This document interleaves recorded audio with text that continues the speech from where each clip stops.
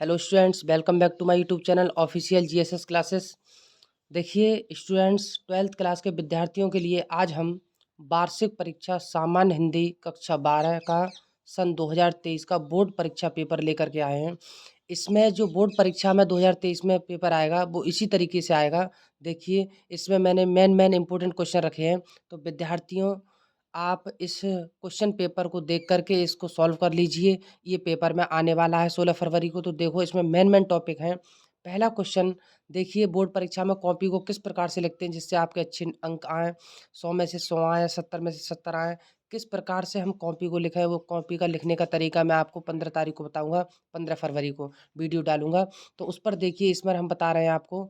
पहला क्वेश्चन आएगा आपका पेपर में, निम्नलिखित विषयों में से किसी एक पर अपनी भाषा शैली में निबंध लिखिए। तो हमें क्या करना है, इसमें कुछ टॉपिक दे रखे होंगे। ये जो प्रश्न पत्र आएगा आपका उसका लास्ट क्वेश्चन होगा निबंध वाला। तो क्या पूछा है, निम्नलिखित विषयों में से किसी एक विषय पर अपनी भाषा शैली में एक निबंध लिखिए। तो बहुत सारे टॉपिक दे रखे हैं जिनमें से आपको एक टॉपिक पर निबंध लिखना है। देखो कौन कौन से टॉपिक हैं। पहला है मेरा प्रिय कवि, दूसरा है पर्यावरण प्रदूषण, समस्या और समाधान, तीसरा है छात्र और अनुशासन, चौथा टॉपिक है हमारा भारत में बेरोजगारी की समस्या, और पांचवा है मेरे प्रिय साहित्यकार। तो ये आपके 5 टॉपिक हैं। जिन 5 टॉपिक में से आपको किसी एक टॉपिक पर बोर्ड परीक्षा में निबंध लिखना है। मेरा प्रिय कवि, पर्यावरण प्रदूषण, समस्या और समाधान, छात्र और अनुशासन, भारत में बेरोजगारी की समस्या, मेरे प्रिय साहित्यकार। ये पांचों टॉपिक बहुत ही मेन इंपॉर्टेंट टॉपिक हैं। तो आप इनको क्या करेंगे, एक बार रिवाइज कर लेंगे, पूरा पेपर लिख करके देख लेंगे इसके आंसर।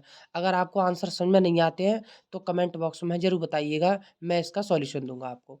नेक्स्ट क्वेश्चन है, अपने मोहल्ले में गंदगी की सफाई कराने हेतु नगरपालिका अध्यक्ष को एक शिकायती पत्र लिखिए। तो दूसरा क्वेश्चन जो होगा उसमें क्या होगा, आपको अपने मोहल्ले में गंदगी की सफाई कराने हेतु नगरपालिका अध्यक्ष को एक शिकायती पत्र लिखिए। तो एक तो ये हो गया। अथवा में आता है, या ये करिए या फिर आप ये कर दीजिए। अथवा में क्या पूछा है, अपना कुटीर उद्योग प्रारंभ करने हेतु किसी बैंक के बैंक प्रबंधक यानी बैंक मैनेजर को ऋण प्रदान करने हेतु एक पत्र लिखिए। आप कोई कारोबार करने जा रहे हैं और आपको धन की आवश्यकता है, पैसों की आवश्यकता है, तो आप अपने यहाँ के आपके शाखा जो है बैंक, उसके बैंक प्रबंधक को आप एक ऋण प्रदान हेतु एक पत्र लिख सकते हैं। तो ये 2 क्वेश्चन हैं। इसमें से बीच में ध्यान से देखना, इसमें अथवा है, अथवा का मतलब होता है या ये कर दीजिए या फिर ये वाला क्वेश्चन कर दीजिए। तो ये 2 क्वेश्चन आप कंप्लीट अब तक कर चुके हैं। नेक्स्ट क्वेश्चन देखिए क्या है, हास्य रस अथवा शांत रस। पेपर में आएगा, हास्य रस की परिभाषा लिखिए अथवा शांत रस की परिभाषा लिखिए। तो हमको दोनों नहीं लिखनी है, इसमें लिख रहा है अथवा। अथवा या होता है, इसका मतलब होता है कोई एक करना होता है हमें। तो यहाँ पर देखो हास्य रस कर दो, या फिर आपको अगर शांत रस आता है तो शांत रस कर दीजिए। ठीक है, तो इसकी परिभाषा आप आसानी से लिख सकते हैं। नेक्स्ट क्वेश्चन है आपका, नेक्स्ट क्वेश्चन हमारा है देखिए प्रश्न नंबर 4। ये 3 खंडों में विभाजित होता है। देखिए पहला खंड हमारा का है। का में क्या पूछा है, हास्यरस अथवा शांत रस के स्थायी भाव के साथ उनकी परिभाषा उदाहरण सहित लिखिए।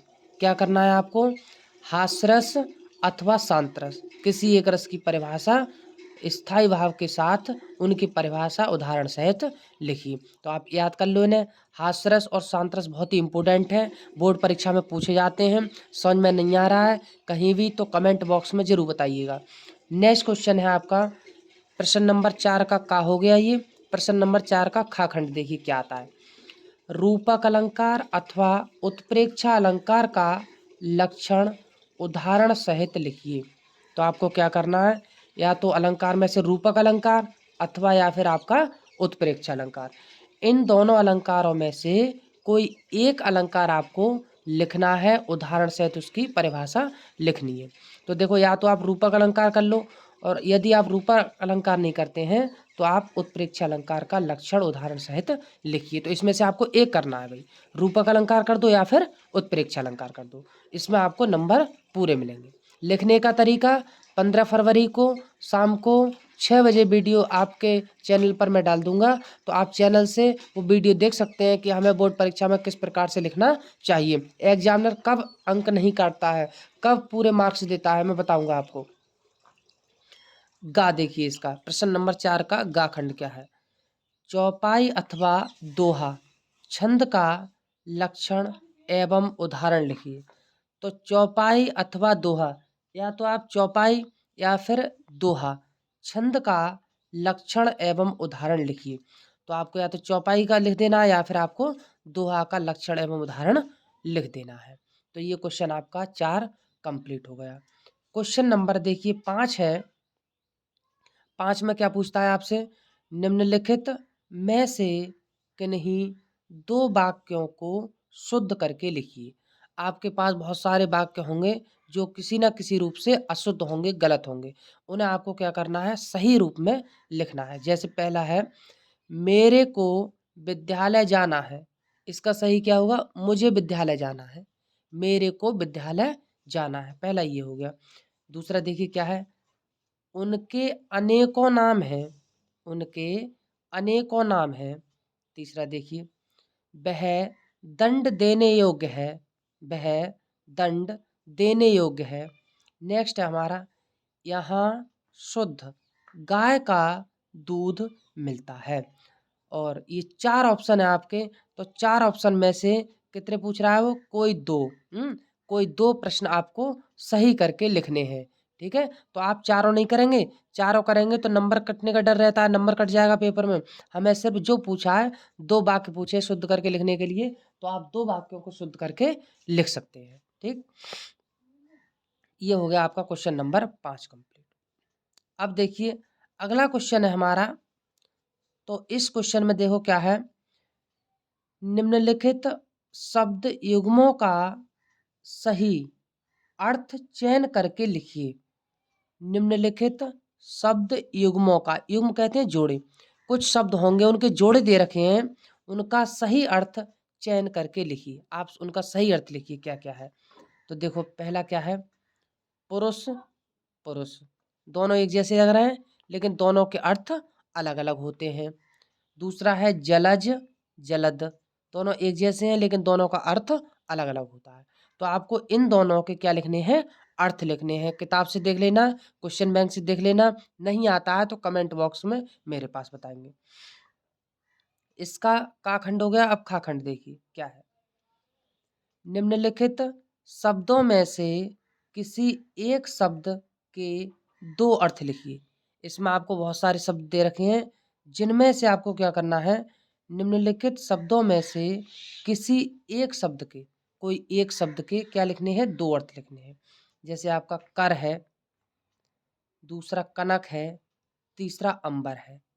तो इनके आप किसी एक के 2 शब्द लिखिए, या तो कर के 2 शब्द लिख दो, या कनक के लिख दो, या फिर आप अंबर के लिख दो। तीनों नहीं करने हैं, सिर्फ एक करना है। तो ये हो गया आपका कंप्लीट। अब इसका गा खंड देखिए, गा खंड में क्या पूछ रहा है, निम्नलिखित वाक्यांशों के लिए एक शब्द का चयन करके लिखिए। बहुत सारे सेंटेंस दे रखे हैं, उनमें से आपको एक का एक शब्द का चयन करके लिखिए। वाक्यांशों के लिए सब करने हैं और क्या लिखना है, एक शब्द लिखना है उनके लिए। पहला है जिसकी सीमा ना हो, जिसकी सीमा ना हो क्या कहलाएगा। अगला, जिसके शत्रु का जन्म ही ना हुआ हो।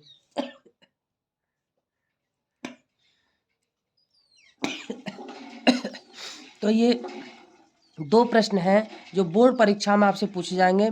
इनका आंसर आपको एक शब्द में देना है, जिसकी सीमा ना हो। असीमित, क्या होगा, असीमित, बस हो गया आंसर।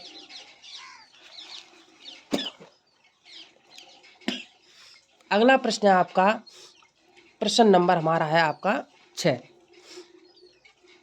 तो प्रश्न नंबर जो हमारा 6 है उसमें क्या लिखना है आपको, सही ध्यान से देखेंगे क्या है, निम्नलिखित शब्दों के संधि विच्छेद के सही विकल्प का चयन कीजिए। इसमें देखिए कुछ संधि विच्छेद हैं जिनमें आपको क्या करना है, उनके सही विकल्प का चयन करना है कि ये सही है, उस पर टिक कर देना है। रमेश का संधि विच्छेद है, तो आप रमेश के संधि विच्छेद को आप क्या करेंगे, देख लेंगे कि रमेश का शुद्ध संधि विच्छेद क्या होता है। तो इसमें आपको 4 ऑप्शन मिलेंगे पेपर में, मैंने नहीं लिखे हैं, लेकिन रमेश का संधि विच्छेद क्या है, इसके नीचे आपको 4 ऑप्शन होंगे, जो सही होगा उसके आगे आप टिक लगा देंगे इस तरीके से।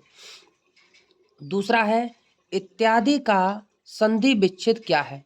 इत्यादि का संधि विच्छेद क्या है, तो इत्यादि के संधि विच्छेद के लिए आपको 4 ऑप्शन मिलेंगे पेपर में, आप जो सही होगा उस पर टिक लगा देंगे। लेकिन करना क्या है कि रमेश इत्यादि ये बहुत ही इम्पोर्टेंट है, प्रत्येक वर्ष परीक्षा में पूछे जाते हैं। मॉडल पेपर में देख लेना, आप किसी अनसॉल्व पेपर में देख लेना, ये क्वेश्चन अवश्य पूछे जाते हैं। तीसरा है विद्यालय का संधि विच्छेद है। विद्यालय का संधि विच्छेद क्या है, तो विद्यालय के नीचे ये 4 ऑप्शन दे रखे होंगे, का, खा, गा, घा, जो आपको सही लगता है उसमें आप टिक लगा देंगे। नेक्स्ट क्वेश्चन देखते हैं, ये इसका का खंड हो गया, अब खा खंड देखते हैं इसका क्या है। निम्नलिखित शब्दों की विभक्ति और वचन के अनुसार चयन कीजिए। क्या करना है हमें, निम्नलिखित शब्दों की विभक्ति और वचन के साथ या अनुसार चयन कीजिए। देखो पहला है आत्मनि में विभक्ति और वचन है, तो आपने विभक्ति और वचन पढ़े हैं, तो आत्मनि में विभक्ति और वचन क्या है। ठीक। दूसरा है नामनः में विभक्ति और वचन है, तो नामनः में विभक्ति और वचन क्या है। ठीक, तो ये हो गए आपके दोनों, तो इनके विभक्ति लिखेंगे, कौन सी विभक्ति है और वचन कौन सा है, ये आपको लिख देना है।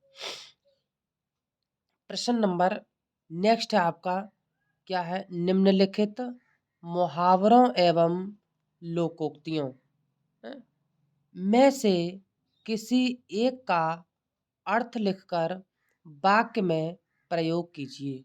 देखो क्या है, निम्नलिखित मुहावरों एवं लोकोक्तियों में से किसी एक का अर्थ लिखकर वाक्य में प्रयोग कीजिए। पहले तो उसका एक अर्थ लिखिए क्या है, और फिर उससे पूरा सेंटेंस बनाना है। जैसे क्या है, आँखों का तारा होना, ये आएगा पेपर में, तो एक शब्द क्या बनाएंगे इसका, प्रिय होना। आँखों का तारा होना, एक शब्द क्या लिख देंगे, प्रिय होना। अब इसका वाक्य प्रयोग कर दो, पूरा वाक्य क्या बनाएंगे, मोहन अपने माता पिता का आँखों का तारा है, या फिर राम अपने माता पिता के आँखों के तारे थे। इस तरीके से आप लिख सकते हैं। दूसरा है 9-2-11 होना। 9-2-11 होना, इसका मतलब होता है तितर बितर हो जाना, भाग जाना। ठीक है, 9-2-11 होने का मतलब है भाग जाना या तितर बितर हो जाना। तो क्या लिखेंगे आप इसका आंसर, पुलिस को देखते ही चोर 9-2-11 हो गए। ठीक है, ये हो गया आपका वाक्य प्रयोग। दूसरा है हमारा घर फूंक तमाशा देखना, आप जानते होंगे इसका। तो नेक्स्ट है लाल पीला होना, आप जानते होंगे इसका क्या होता है, नाराज होना। लाल पीला होना, नाराज होना। ठीक है, तो ये हो गया आपका कंप्लीट। तो निम्नलिखित मुहावरों एवं लोकोक्तियों में से किसी एक का अर्थ लिखकर वाक्य में प्रयोग कीजिए। तो आपको सब नहीं करने हैं, किसी एक का प्रयोग करना। ठीक, तो ये हो गया हमारा कंप्लीट। क्वेश्चन नंबर अगला देखते हैं क्या है। प्रश्न नंबर का दे रखा है, का खंड। दिए गए संस्कृत गद्यांशों में से किसी एक का संदर्भ हिंदी में अनुवाद कीजिए। तो देखो पेपर में यहाँ से लेकर के यहाँ तक बहुत सारी लाइनें लिखी होती हैं संस्कृत की, उनको देखना है आपको, संदर्भ क्या है उनका, किस पार्ट से वो ली गई हैं। इसके रचयिता तो होते नहीं है लेखक, तो किस पार्ट से ली गई हैं, कैसे लिखेंगे, प्रस्तुत गद्यांश हमारी पाठ्य पुस्तक संस्कृत के भाग से ये लिया गया है, और अब इसका हिंदी अनुवाद करना है। तो देखो कौन कौन से टॉपिक दे रखे हैं इन्होंने। 2 टॉपिक दे रखे हैं आपको। अतीत प्रथम कल्पे, मैंने पूरा नहीं लिखा है, आप बुक में से देख लेना या क्वेश्चन बैंक से देख लेना, इसको तैयार कर लेना। डैश डैश लगा करके दे रखा है इत बोचन, इत इत्यबोचन। ठीक, तो यहाँ से और पूरा आपको क्वेश्चन बैंक के अंदर या किताब के अंदर मिल जाएगा। आप इस टॉपिक को तैयार कर लेंगे। दूसरा है हमारा महापुरुषः और डैश डैश लगा करके नाट्य जात, नाट्य जात। तो इसमें से आपको 2 टॉपिक हैं, कितना करना है हमें, 1 करना है। जो आपको एक अच्छा लगता हो, आपको याद हो, पेपर में संदर्भ डाल करके और फिर उसका संदर्भ लिख करके फिर उसका व्याख्या का मतलब होता है हिंदी अनुवाद आप कर देंगे। अब इसका खाखंड होता है, देखो खाखंड में क्या होता है, दिए गए श्लोकों में से किसी एक का संदर्भ हिंदी में अनुवाद कीजिए। पेपर में आपको इस प्रश्न के अंदर 2 खंड दिए जाएंगे, का में किसी गद्य का पूछेगा और खा में किसी पद्य का या श्लोक कोई लिखा होगा, उस श्लोक का आपको क्या देना है, संदर्भ देना है और आपको हिंदी अनुवाद उसका करना है। तो देखो हम क्या करेंगे यहाँ। पहला है सुखार्तनः कुतो और डैश डैश लगा करके सुखम, सुखार्तनः कुतो डैश डैश लगा करके सुखम, ये वाला श्लोक आपको मिलेगा पेपर में। नेक्स्ट है काव्य शास्त्र, डैश डैश लगा करके दिया है कलहेनवा, कलहेनवा। तो ये आपके 2 टॉपिक हैं, जिन 2 टॉपिक में से आपको एक टॉपिक तैयार कर सकते हैं। तो आपको पेपर में एक टॉपिक लिखना है, उस एक टॉपिक को सही तरीके से आप तैयार कर लेंगे। नेक्स्ट क्वेश्चन देखिए क्या है, स्वपठित खंड काव्य के आधार पर किसी एक खंड के एक प्रश्न का उत्तर दीजिए। तो इसमें क्या समझना है आपको, स्वपठित, स्वपठित का मतलब होता है स्वयं पढ़ा हुआ, खंड काव्य के आधार पर किसी एक खंड के एक प्रश्न का उत्तर दीजिए।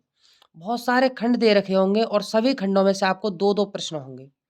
तो हमें क्या करना है, ये आपको डिस्ट्रिक्ट वाइज होता है, जिले वाइज, कि हमारे जिले में कौन सा पढ़ाया जा रहा है। तो मान लीजिए जैसे कुछ विद्यार्थी हैं जिनके में क्या पढ़ाया जा रहा है, सत्य की जीत पढ़ाया जा रहा है। कौन सा, सत्य की जीत। तो आप देखेंगे 2-2 जैसे कर्ण है, सत्य की जीत है, कर्मभूमि है, बहुत सारे हैं। तो इसमें क्या करेंगे, हमारे में जो है वो क्या है, मान लीजिए हमने एग्जाम्पल ले लिया सत्य की जीत। तो प्रश्न क्या पूछा है, सत्य की जीत कहानी का सारांश अपने शब्दों में प्रस्तुत कीजिए। तो सत्य की जीत जो कहानी है उसका सारांश आप क्या करेंगे, अपने शब्दों में प्रस्तुत करना है आपको। और करके और मान लीजिए अगर आप पे ये नहीं आ रहा है तो इसमें 2 ऑप्शन 2 दे रखे होते हैं, 2 में से आपको कोई एक करना है। सत्य की जीत कहानी के आधार पर दुशासन का चरित्र चित्रण कीजिए। दुशासन का चरित्र चित्रण कर दो अगर ये वाला नहीं आ रहा है तो इसमें से दोनों नहीं करने होते हैं, किसी एक खंड के एक प्रश्न का उत्तर दीजिए। तो मान लीजिए सत्य की जीत खंड का आप देने जा रहे हैं आंसर, तो इसमें से एक आंसर आप लिखेंगे। ठीक है, दोनों नहीं लिखने होते हैं पेपर में, पेपर में सिर्फ आपको एक लिखना होता है। तो आप क्या करेंगे, एक उसमें लिख देंगे कि एक जो इम्पोर्टेंट होगा वही आपको लिखना है। नेक्स्ट क्वेश्चन देखिए क्या है हमारा, ध्रुव यात्रा अथवा बहादुर कहानी के उद्देश्य पर प्रकाश डालिए। क्या लिखना है, ध्रुव यात्रा अथवा बहादुर कहानी के उद्देश्य पर प्रकाश डालिए। ठीक है, ये हमारा, या तो आपको ध्रुव यात्रा वाली कहानी लिख देनी है या फिर आपको बहादुर कहानी लिखनी है। इसके उद्देश्य पर प्रकाश डालिए। तो हमें ध्रुव यात्रा और बहादुर कहानी दोनों ही आपको याद कर लेनी है। अथवा करके दिया है, अथवा अगर ये प्रश्न आप नहीं कर पाते हैं तो इसमें अथवा दिया है, अथवा में ये वाला क्वेश्चन करना होगा आपको। क्या है, बहादुर अथवा पंचलाइट कहानी का सारांश लिखिए। तो हमें 2 प्रश्न मिले हैं ये अथवा करके, या तो हम ध्रुव यात्रा कर देंगे अथवा बहादुर, इसमें से एक कर दो, या फिर बहादुर अथवा पंचायत, इसमें से एक कहानी का सारांश आप अपने शब्दों में लिख सकते हैं। तो इसमें आपको सही तरीके से लिखना है जिससे नंबर आपके अच्छे आए। नेक्स्ट क्वेश्चन लेते हैं हम प्रश्न का खंड। अब का खंड में क्या दे रखा है देखिए,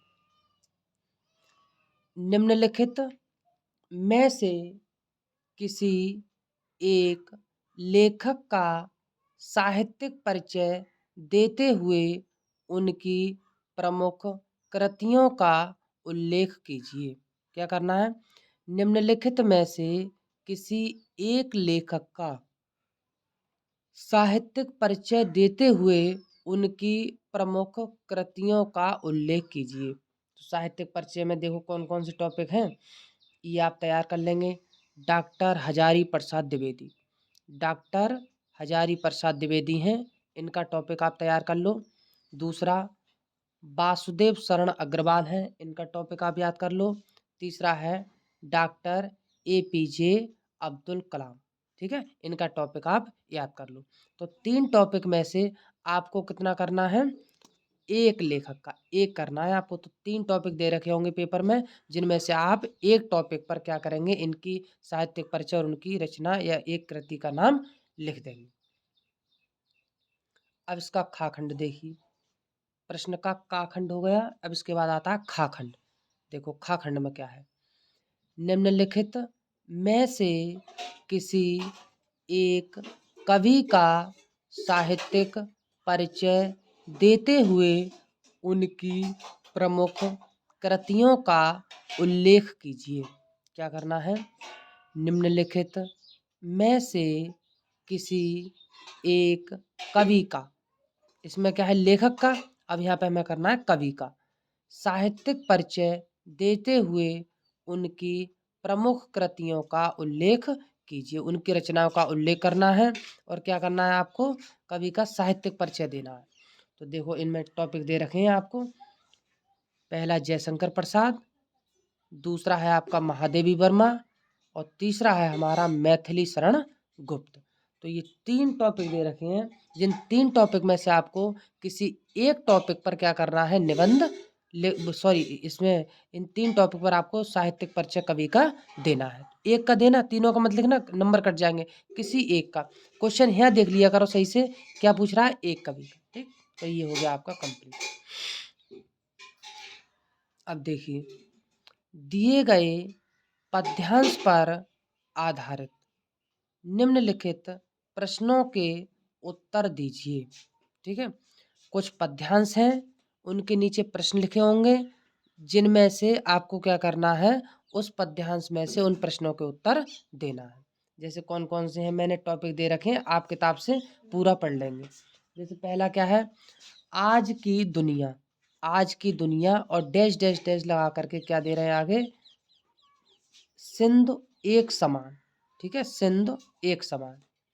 दूसरा है महादेवी वर्मा का, मैं नीर भरी दुख की बदली है बयार पली, डैश डैश लगा करके बयार पली।